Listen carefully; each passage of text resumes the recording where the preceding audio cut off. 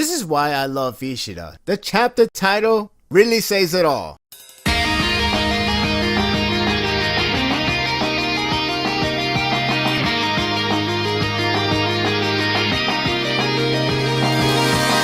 One piece of trash is a fitting title for the chapter that involves with a deranged lunatic that needs to understand for good. When they are trying to live in peace, there's always someone that doesn't fit all too well. The solution has to come down to death. This chapter has set up for the answer that I have been waiting for. This is a straightforward yet really enjoyable chapter that sets up for an exciting yet terrifying development for a corrupted family. As you remember, Musuki doesn't give a shit about anything else, so long Kaneki is with no one. Yeah, how awkward it will be once she learns that Toka is not only his wife, but she is carrying his child. This battle is between these two that should have been settled since the beginning. Those panels practically set the tone to be just that. Finish the fight. The tension does run high here outside of that battle. Dragon wakes up and is about to raise some hell against Tokyo once again. Where is Godzilla? Just when the people had enough problem on their hands, Kimi has to pressure everyone to get the operation done. Because the fact is, Dragon can grow larger, which means it will be much harder to search for Kaneki. You could pretty much say, game over, man! Game over! In other words, the time limit has begun, and the thought of fighting head-on is upsettingly tense.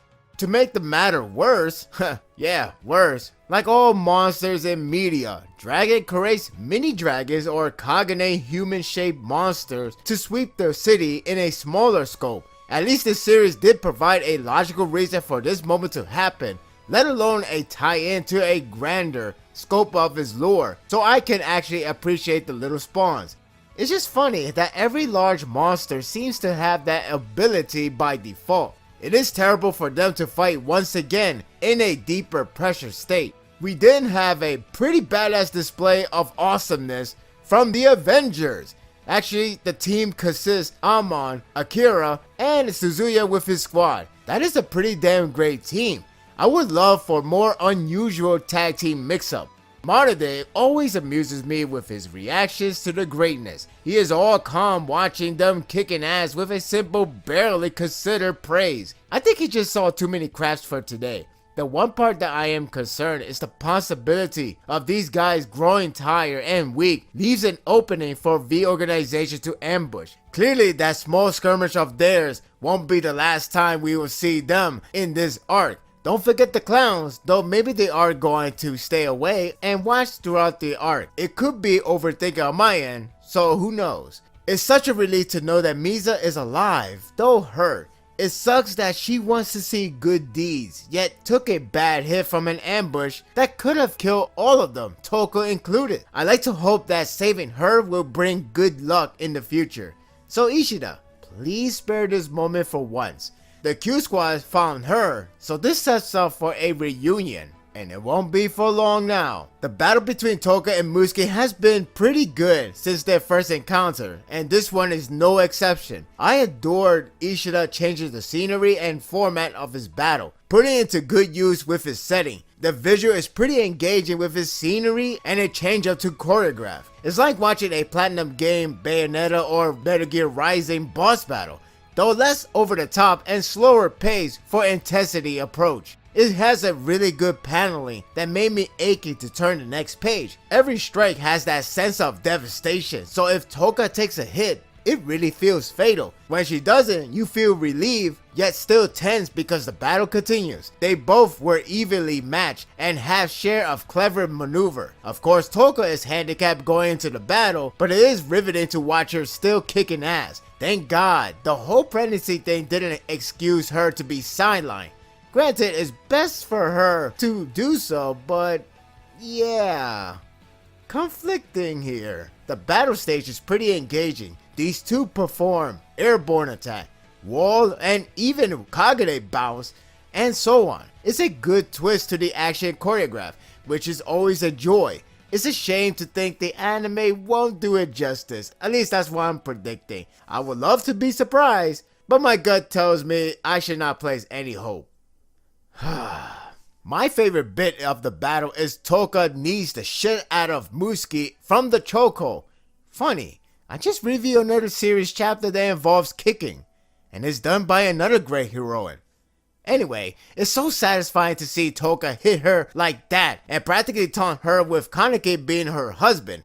Not the best day Musuki is having right now. I do fear for the baby because Ishida has inserted that into the factor since Toka got worried for pushing over the limit. It leaves an opening for a miscarriage ploy, and that worries me. I hope Musuki doesn't know, or else I'm going to have bad school days flashback. Ugh. It does piss me off to see Aura sneak attack Toka like a slave boy. Musuki's motivation has gone through the roof after learning about Kaneki.